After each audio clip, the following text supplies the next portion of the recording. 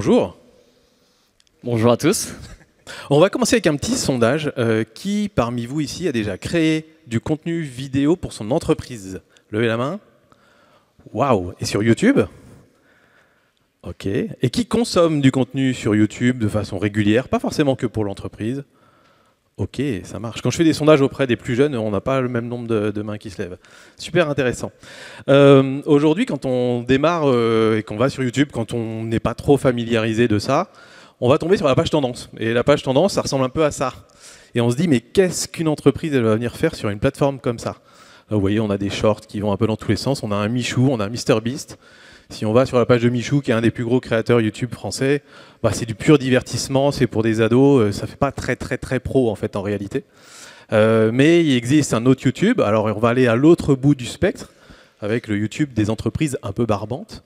C'est vrai qu'à l'opposé de Michou, on a EDF, 165 000 collaborateurs, 45 millions de clients, des sujets hyper intéressants à traiter comme la transition écologique, l'innovation. Pourtant sur YouTube, on le voit, ils peinent à faire plus de 200 vues.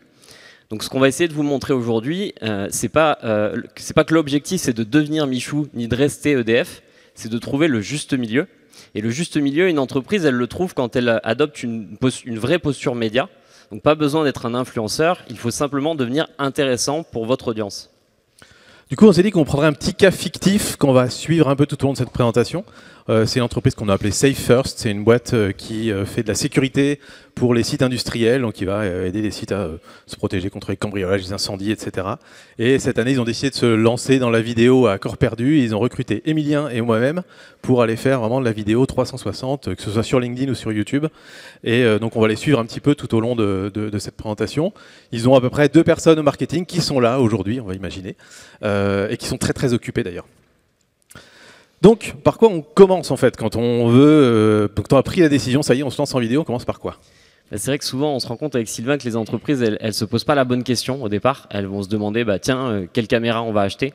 Alors qu'en réalité, la vraie question, c'est qui va piloter le projet, qui va insuffler la culture vidéo en interne.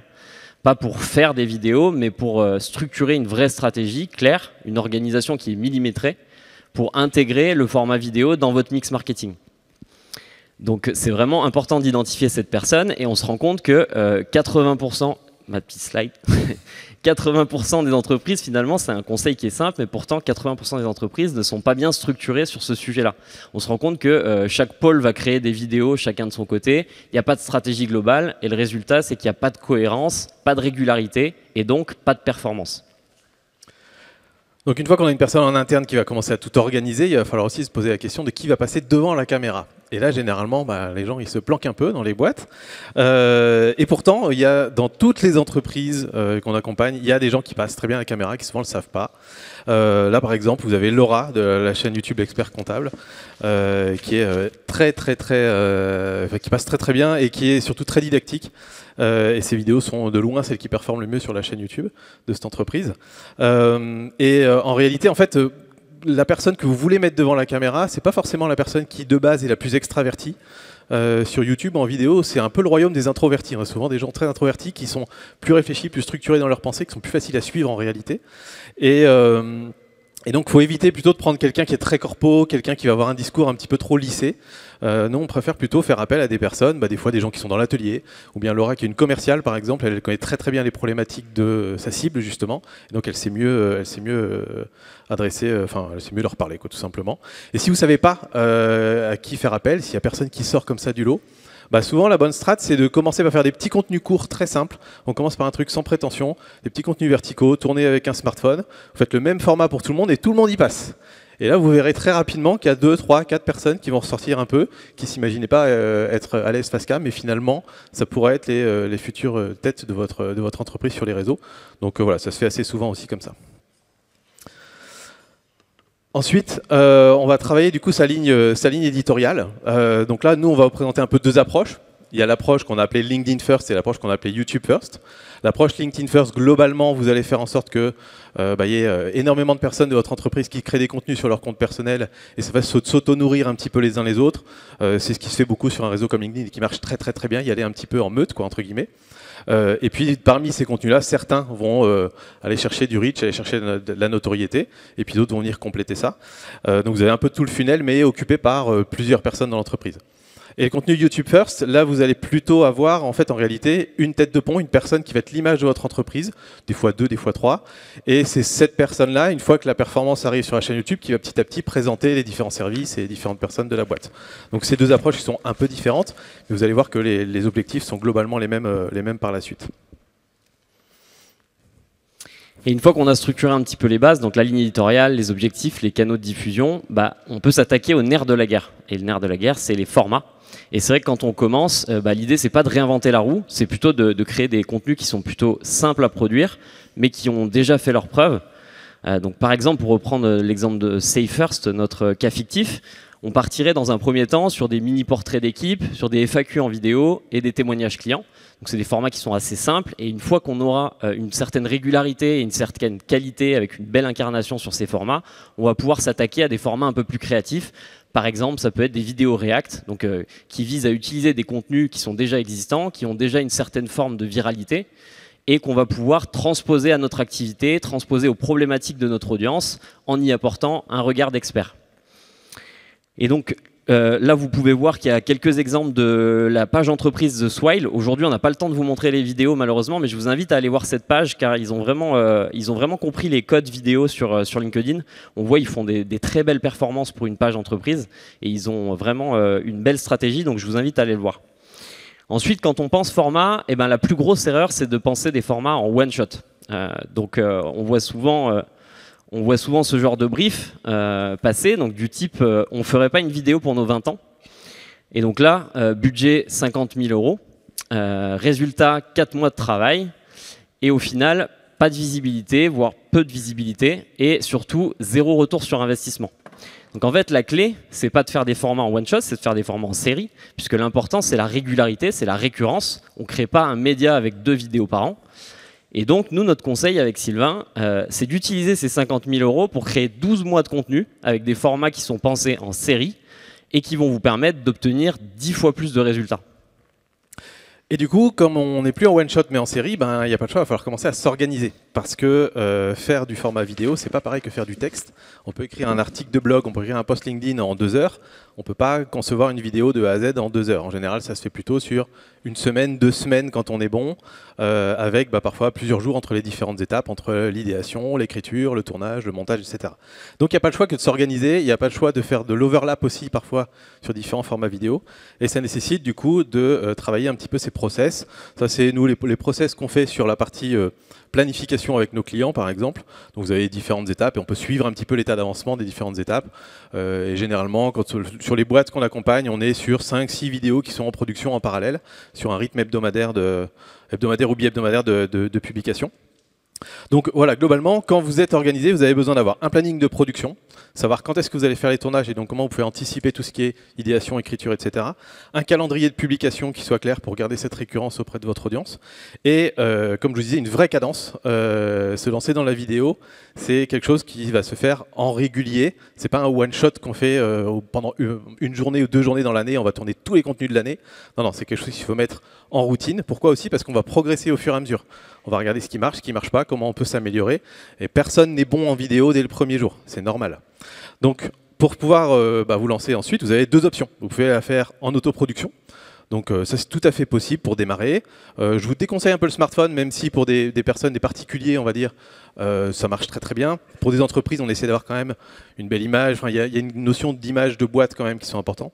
Mais on peut se faire un petit setup de ce type-là avec une caméra pro, des bonnes lumières, un bon micro. Aux alentours de 2 000 €, je vous ai mis un petit kit là si vous avez envie. La problématique de faire de l'autoproduction, c'est que ça va demander pas mal de temps en interne et ça va demander pas mal de compétences. Et c'est des compétences qu'il va falloir faire grandir. C'est-à-dire que vous ne pouvez pas confier ça au stagiaire ou à l'alternant qui arrive et qui dit « ouais, je sais faire un peu de vidéo ». Ça doit être quelqu'un qui va rester sur le long terme, qui va créer un setup, un process, etc. Et donc c'est quelque chose qui, vous voyez par exemple pour Save First, ils sont que 2 au marketing. On ne va pas leur dire de faire de l'autoproduction, on va plutôt leur dire faites appel à une boîte de prod. Et ça, Emilien pourra vachement mieux l'expliquer que moi. Oui, c'est ça. Donc en effet, faire appel à une agence de prod, bah, ça coûte plus cher, c'est sûr. Même si aujourd'hui, il y a des vrais leviers pour optimiser vos coûts de production. Si votre organisation est bien millimétrée, vous pouvez par exemple réserver une demi-journée dans un studio tout équipé tous les mois qui vous permet de produire tous les contenus de votre mois suivant. Donc ça, c'est un vrai levier pour optimiser vos coûts. Et l'avantage de l'agence de prod, bah, c'est que vos équipes, elles vont se concentrer sur la strat, sur l'édito et sur l'incarnation. Donc ça vous permet en fait de vous lancer assez rapidement avec des contenus qui sont qualitatifs sans forcément saturer vos équipes internes, et surtout ça vous permet de maintenir la régularité, ce qui est le nerf de la guerre. Ensuite, une fois qu'on a posé ces bases, la question c'est comment on devient intéressant. L'erreur qu'on voit dans 90% des vidéos B2B, c'est de parler de soi. Donc on le voit, nous sommes leaders du marché, notre solution est la plus complète, SafeFirst propose une solution de sécurité 360. La vérité, c'est que personne ne cherche ça sur LinkedIn ni sur YouTube.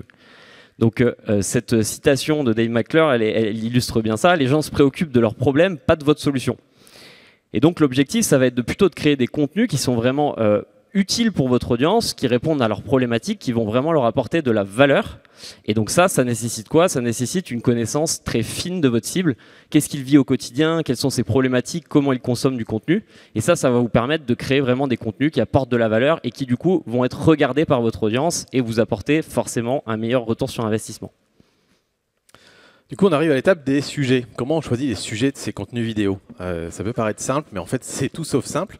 Parce que des bons sujets sont des sujets, comme on vient de le dire, qui sont tournés vers votre audience, qui sont tournés vers leur problématique, pardon. Et il y a un petit cheat code, on va dire, une petite grille de lecture qui est assez simple. C'est que vous avez 3 cases à cocher: inspiration, éducation ou divertissement. Si vous cochez aucune de ces 3 cases, c'est sûr et certain que personne ne regardera vos vidéos. Je pense que si on revient sur la chaîne d'EDF au début, quasiment toutes les vidéos cochent 0 case sur celle-là, parce que c'est pourquoi EDF est extraordinaire, comment on gère le site de machin truc. Donc là, je vous ai donné quelques petits exemples de titres de vidéos, d'angles de vidéos qu'on aurait pu prendre pour SafeFirst. Donc par exemple, pour un sujet inspiration, ça pourrait être les secrets étonnants derrière les sites nucléaires français. Donc là, on prend le top du top de la protection d'un site, et ça peut inspirer des responsables de sécurité à se dire ouais, on pourrait aller un petit peu plus haut là-dedans, etc. Gardez en tête qu'on est là, on parle de format long YouTube. Sur un format long, on peut ensuite dérouler beaucoup de choses. On peut expliquer beaucoup de choses dans un contenu qui peut être un petit peu éloigné du titre de départ en fait. On peut faire vraiment un parcours. Sur un sujet éducation, moi ça je pense que c'est les sujets que vous connaissez le mieux, mais par exemple faites pas confiance à vos caméras de sécurité. Et puis pour le divertissement, c'est le truc qu'on s'imagine le moins faire quand on est une entreprise, et pourtant c'est là où on peut toucher des cibles les plus larges. Et sur YouTube, quand on touche des cibles très larges, dedans il va y avoir les personnes que vous voulez viser en fait en réalité, parce que souvent vos clients B2B, ils ne cherchent pas votre solution sur YouTube. Souvent, ils consomment YouTube comme tout le monde, et s'ils tombent sur vos vidéos, même si c'est du divertissement, ils vont avoir connaissance que vous existez, ils vont prendre contact avec vous. Donc par exemple, les cambrioleurs les plus stupides de l'histoire, ça peut être un contenu très très léger à créer, qui ne vous empêche pas, dans la vidéo, d'expliquer comment grâce à SafeFirst, ça se serait passé différemment, etc. Et vous pouvez commencer à introduire et à vulgariser un peu votre sujet comme ça. Vous pouvez avoir le meilleur sujet du monde. Si jamais vous vous concentrez pas sur les premières secondes de votre vidéo, elle sera jamais regardée. Parce qu'en fait, aujourd'hui, on est tous à scroller, on passe pas beaucoup de temps sur les réseaux. Donc, si on capte pas l'attention de l'audience directement dans les premières secondes, la vidéo, elle sera invisible. Donc en fait, on dit qu'une bonne accroche, elle doit respecter au moins une de ces trois cases. Donc soit on va créer une tension, donc par exemple pour SafeFirst, ça serait 98% des sites industriels peuvent être craqués par un ado de 15 ans. Ça peut être, le but peut être de susciter une curiosité, donc ce que votre caméra de sécurité ne vous montre jamais. Et enfin, ça peut être aussi un bénéfice immédiat. 3 erreurs simples à corriger pour sécuriser un site industriel en moins de 24 heures. Donc voilà, vous l'avez compris, l'idée c'est de capter l'attention, de susciter la curiosité pour donner envie à votre audience de voir la globalité de la vidéo et donc obtenir des performances beaucoup plus importantes que si vous ne captez pas l'attention dès le début. Après l'accroche, vient le script. Évidemment, il faut intéresser les gens sur la durée de la vidéo, même si c'est une vidéo de 30 secondes. L'accroche, ça dure 3-4 secondes finalement sur une vidéo de 30. Et sur une vidéo de 20-30 minutes, l'accroche va durer 1 ou 2 minutes. Mais il faut quand même intéresser les personnes par la suite, parce que ça, c'est pris en compte par les algos. Et donc sur la partie script, on ne va pas vous faire un cours entier de storytelling. Moi, j'aime bien juste expliquer qu'on peut préparer ces scripts de 3 façons différentes. Les bullet points, vous connaissez. L'avantage, c'est super facile à faire. L'inconvénient, c'est qu'il faut improviser ensuite face caméra et c'est moins structuré. Le script, mot pour mot, c'est très structuré, mais ça a un côté un peu robotique après quand on présente. Moi, j'aime bien recommander celui du milieu, le semi-scripté, où là, en fait, vous allez écrire votre texte, mais de façon tout à fait naturelle. Et quand vous allez tourner, vous allez lire une phrase, et ensuite, vous allez vous mettre face caméra, vous allez reformuler votre phrase avec vos mots. Et vous allez faire ça phrase par phrase, et ensuite, on vient remettre tout ça au montage, c'est assez facile. Et ça fait étonnamment quelque chose de plutôt très naturel. Moi, je fais toutes mes vidéos comme ça à titre personnel, et ça va très très bien.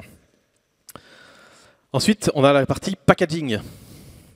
C'est ça, en effet, le packaging est vraiment important. Là, moi, je vais parler de LinkedIn, Sylvain va parler plutôt de YouTube. Donc, on voit à gauche, il y a un contenu qui a été fait par Penny Lane. Donc ça, c'est pas ce que je vous recommande, parce que déjà, on est sur LinkedIn et on est sur un format 16/9, alors qu'on sait qu'aujourd'hui, LinkedIn met vraiment en avant, avec un aspect un peu immersif sur smartphone, les formats en 9/16. Donc, on va plutôt partir sur un format 9/16. La deuxième erreur que Penny Lane a fait, c'est qu'on commence la vidéo avec 8 secondes de motion design qui anime son logo. Qui en a quelque chose à faire en fait de ce logo qui s'anime? Personne. Donc en fait là on a perdu la moitié de l'audience et donc ça revient à ce que je disais sur l'accroche. L'important c'est de commencer directement sur l'humain et donc on le voit, Welcome to the Jungle le fait très bien, il commence tout de suite avec une belle accroche. Évidemment, l'autre point important, c'est les sous-titres. Donc, on sait que 85% des vidéos sur LinkedIn sont vues sans son. Donc ça, c'est vraiment important. Et un dernier point, vous pouvez ajouter une petite touche de graphisme sur vos contenus. Donc, ça peut, en tout cas, d'identité, qui vous permettent d'être davantage identifié sur les réseaux. Donc, ça peut être un filigrane autour de la vidéo, ça peut être un fond de couleur. Là, Welcome to the Jungle a fait une toute petite animation de son logo qui apparaît et disparaît. Voilà, c'est des petites touches qui font que vous n'allez pas passer inaperçu quand on va scroller dans le feed LinkedIn. Et sur YouTube, quand on parle de packaging, c'est pas tout à fait la même chose. On parle généralement du titre et de la miniature, parce que YouTube est la seule plateforme sociale qui nécessite que la personne décide de regarder le contenu. Elle clique, il y a le clic dessus. C'est un peu comme sur Netflix en fait. Netflix ne va pas vous imposer un truc tant que vous n'avez pas décidé de le regarder. Et donc, titre et miniature, c'est ultra important sur YouTube. Et là, je vous donne un exemple d'une chaîne d'un de nos clients qui a un cabinet d'expertise comptable, qui faisait avant des vidéos sur les erreurs à éviter sur sa déclaration de revenus, qui reprend dans sa miniature son titre. C'est une mauvaise pratique à essayer d'éviter. Et la vidéo à droite, étonnamment, c'est le même sujet une année plus tard. C'est exactement le même sujet. Mais on a trouvé un angle, un moyen d'intéresser un public beaucoup plus large à cette thématique-là. Mais je vous assure que cette vidéo sur Mbappé, elle parle de déclaration de revenus, totalement. Mais voilà, on a trouvé un truc qui allait résonner chez une grande partie des Français, on va dire, à cette époque-là, pour essayer d'intéresser à ce sujet-là, quoi.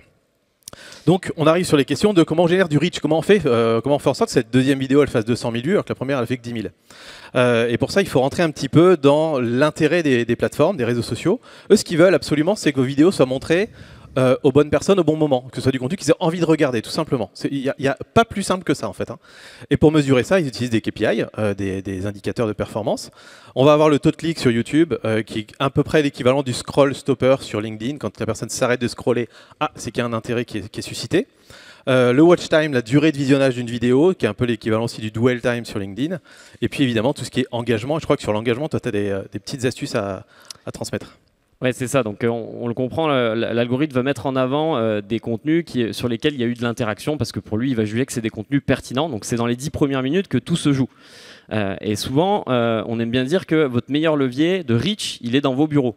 Vos collaborateurs sont vos premiers ambassadeurs et donc c'est vraiment important de les engager à interagir très vite avec votre vidéo en fait dans les 10 premières minutes avec un commentaire sincère, une republication, un like et ça va vraiment vous permettre de démultiplier la portée organique de votre vidéo sur un deuxième cercle, un troisième cercle. Donc vraiment c'est un point très important et qui est assez simple à mettre en œuvre. Ensuite le deuxième levier de reach, ça va être le recyclage intelligent de vos formats. Donc c'est vrai qu'on dit souvent qu'un bon contenu, c'est pas une fin en soi, c'est une matière première. Et donc c'est vraiment important que vous pensiez vos formats pour les recycler, donc sur différents canaux, via différents formats. Pour l'exemple de Save First par exemple, on va faire une FAQ en vidéo, qu'on va diffuser en format long sur YouTube. On va en sortir 3 capsules expertise qu'on va diffuser sur LinkedIn. On va faire un article de blog et puis on va faire une séquence d'emailing auprès des prospects et des clients. Le résultat, c'est que vous allez démultiplier les points de contact avec votre audience et sans surcoût et sans rajouter de la complexité à votre production, vous allez vraiment augmenter votre reach et donc votre retour sur investissement. On va parler un tout petit peu de conversion très rapidement parce qu'on se dit souvent que faire de la vidéo en organique, c'est bien pour la notoriété, mais sans plus. Sauf qu'en réalité, c'est une tuerie pour la conversion en réalité. Si on sait justement utiliser les plateformes à bon escient pour qu'elles aillent chercher les bonnes audiences pour nous, ça marche très très très bien. Je vous donne quelques petits exemples. Alors là pour le coup c'est ma chaîne perso parce que c'est celle sur laquelle on a le plus de data. C'est donc une vidéo du coin des youtubeurs qui était sur l'arrivée de l'A/B test des miniatures sur YouTube. On a fait 120 000 vues dessus, ça a généré 120 rendez-vous qualifiés et plus de 70 000 € de chiffre d'affaires derrière. Beaucoup avec des entreprises d'ailleurs. Vous pouvez avoir l'impression que c'est du contenu très grand public, mais en réalité on a beaucoup de boîtes derrière. Ça c'est du contenu très communautaire qui peut être super intéressant pour à récupérer de la recommandation. C'est-à-dire que les personnes qui vont être là tous les mois pendant ce live où on va donner les actus, etc. de la thématique, c'est les personnes qui vont vous mettre vraiment comme étant la référence du domaine. Et par exemple, grâce à ce type de format vidéo, c'est ça qui fait que sur LinkedIn, quand quelqu'un dit vous avez quelqu'un à me recommander sur YouTube, généralement ça pointe vers VidéoBiz. Et donc ça, c'est tout l'intérêt qu'on a à faire du contenu communautaire. Et troisième sorte de contenu, ça va être plutôt des contenus type vente ou conversion. Où là, par exemple, on voulait s'amuser à faire un use case qui part un petit peu viral. On ne voulait pas faire un use case qui faisait 300 vues. Donc on a fait plus de 9000 vues là-dessus, avec justement Jérôme de la chaîne Bienvenue au cabinet, qui, pareil, nous a généré pas mal de chiffre d'affaires. Et sur LinkedIn, du coup, vous allez avoir des formats un petit peu différents. Vous allez faire des vidéos peut-être inspirationnelles pour aller attirer une audience un petit peu plus large. Vous allez faire aussi des use cases pour rassurer. Quand on voit que vous avez déjà de la perf, c'est super intéressant. Et puis des fois des FAQ, je crois, pour passer à l'action derrière. Donc voilà comment on peut convertir globalement sur la vidéo avec de l'organique. Et évidemment, tout ce qui marche bien en organique, c'est ce qui va bien performer en ads derrière. Je vous ai mis quelques exemples de chaînes très diverses qui font des choses très très bien sur YouTube. Sur plein de thématiques, vous voyez qu'il y a vraiment de tout. Il y a du Volvo Trucks, Salomon, une chaîne de génie climatique. Ce qu'il faut retenir en fait, c'est que aujourd'hui, votre thématique, il y a déjà quelqu'un qui en parle sur YouTube, sur LinkedIn, etc. Donc c'est à vous de prendre la parole aussi maintenant.